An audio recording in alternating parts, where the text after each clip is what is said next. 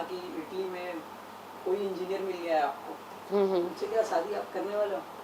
नहीं नहीं, शादी वादी का कोई प्लान नहीं है मेरा। सेकंड फादर मुझे अपने बच्चों को नहीं देना है, वो मैं पहले दिन से क्लियर हूँ।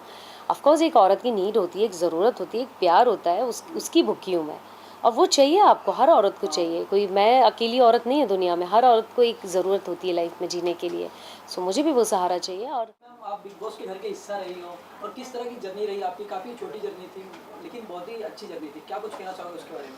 उसके लिए मैं सिर्फ इतना कहना चाहूँगी कि ऑडियंस ने मुझे बहुत प्यार दिया। आने के बाद मुझे एक अच्छा रिस्पांस मिला है, जो कि मैं जैसे सदमे में आई थी निकल के। सो वो चीज़ मेरे लिए बहुत पॉजिटिव हुआ। So thank you so much audience के लिए कि एटलीस्ट उनका नज़रिया कुछ बदला। भले ही कम दिन थे मेरी उस घर पे, बट नज़रिया लोगों का बदला।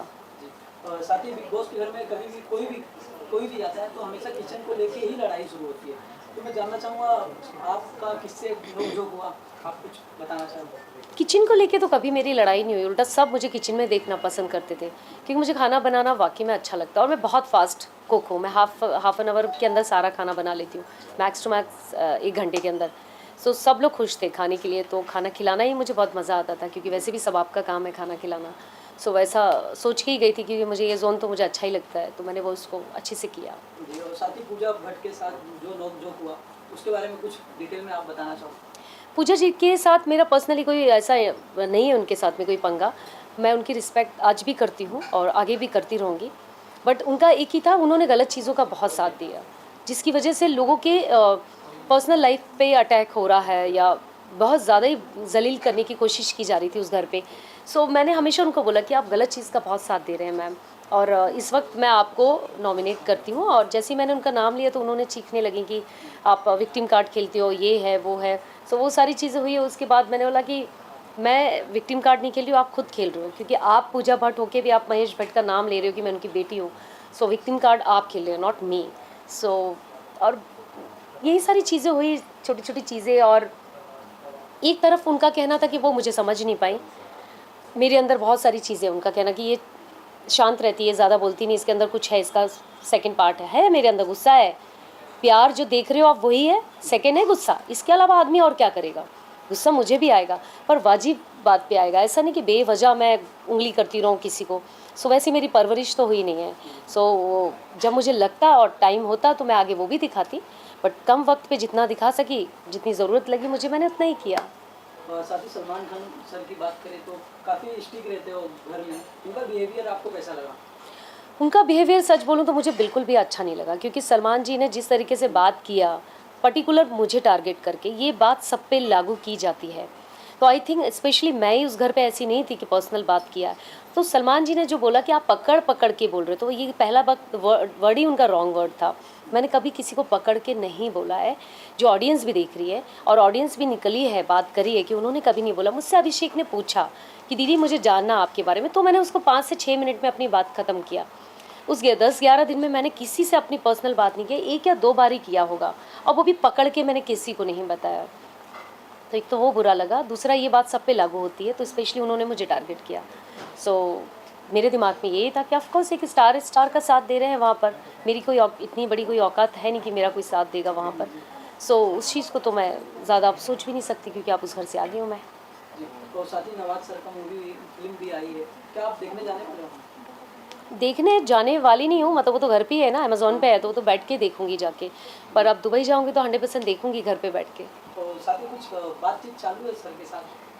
हाँ हाँ, बच्चों को लेके बात हो रही है, अभी भी मेरी सुबह बात हुई है। काम को लेके, बच्चों को लेके जो भी बात होती है हमारी। बात तो कभी नहीं बंद होगी ना, क्योंकि जब तक बच्चे हमारे बीच में, बात कभी नहीं बंद हो सकती है। और वो खुद भी जा रहे हैं बच्चे लेके बाहर। बच्चे को कौन पसंद है, पप्पा या मम्मी?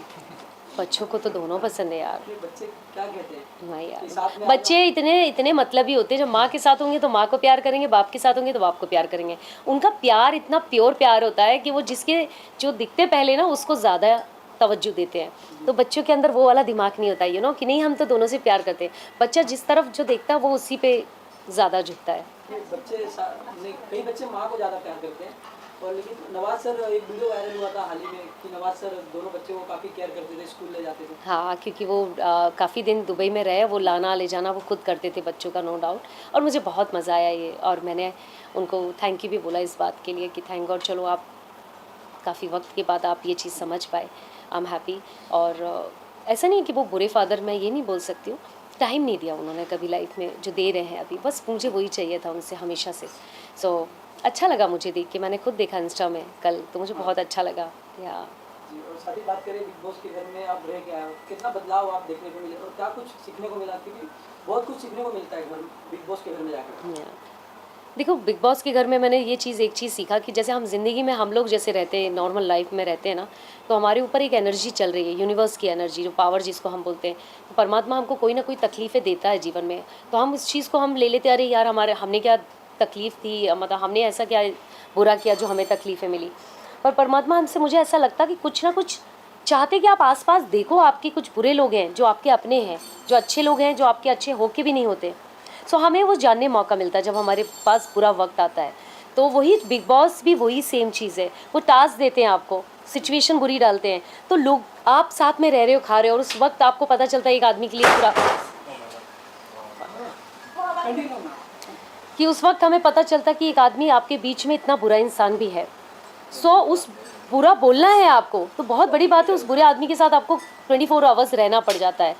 सो वो बड़ा चैलेंज होता है, मतलब एक जगह पे रह के फिर एक आदमी के बारे में जानना, उसके बारे में, फिर उसके बारे में बुरा बोलना या अच्छा बोलना, फिर उसकी फितरत निकल के आती है, तो इंसान का असली रूप निकल के आता है। उस घर में एक ये अच्छी चीज़ है कि आदमी को बहुत जल्दी आप परख लेते हैं, 1-2 दिन के बाद ही आपको उसकी असलियत पता चल जाती है। पर ये सच ट्रू है, उसमें कोई ड्रामे नहीं करते, वो लड़ाई झगड़ा सब सच है। हाँ, साथ ही आगे क्या कुछ प्लान है आपका, रियलिटी शो, दूसरे रियलिटी शो में जाना चाहोगे या कोई फिल्म वगैरह करना चाहोगे आप? देखिए, मैं तो सब चीज़ के लिए तैयार हूँ, क्योंकि मुझे काम करना है। मैंने पहले भी बताया कि अब ज़िंदगी की शुरुआत कर रही हूँ, ये इस एज में मेरी कोई ज़्यादा उम्र नहीं है, हालांकि 40 की एज हो चुकी है। और अब मुझे इस ज़िंदगी की शुरुआत में शुरू कर रही हूँ, और अब जो भी काम मिलेगा उसको सर आँखों पे रख के आगे बढ़ना है। साथ के साथ डायरेक्शन तो कर ही रही हूँ मैं, प्रोड्यूसर भी एक फ़िल्म प्रोड्यूस कर चुकी हूँ, सेकंड फ़िल्म कर रही हूँ तीजन बाई, और बाकी एक्टिंग में तो काम करना ही है। साथ ही लास्टली एक क्वेश्चन है, मैं अभी देखा आपने इंटरव्यू में कहा कि इटली में कोई इंजीनियर मिल गया है आपको, उनसे क्या शादी आप करने वाले हो? नहीं, शादी वादी का कोई प्लान नहीं है मेरा। सेकंड फादर मुझे अपने बच्चों को नहीं देना है, वो मैं पहले दिन से क्लियर हूँ। ऑफकोर्स एक औरत की नीड होती है, एक ज़रूरत होती है, एक प्यार होता है, उसकी भूखी हूँ मैं, और वो चाहिए आपको, हर औरत को चाहिए। कोई मैं अकेली औरत नहीं है दुनिया में, हर औरत को एक ज़रूरत होती है लाइफ में जीने के लिए। सो मुझे भी वो सहारा चाहिए, और हाँ, मुझे प्यार मिल रहा है तो मैं क्यों नहीं लूँ, और बड़ी ईमानदारी से प्यार मिल रहा है तो जी, वेलकम किया मैंने उस प्यार को। और हाँ, वो अच्छे इंसान है, इंटेलिजेंट आदमी है, और खूबसूरत आदमी है। Thank you ma'am. Thank you.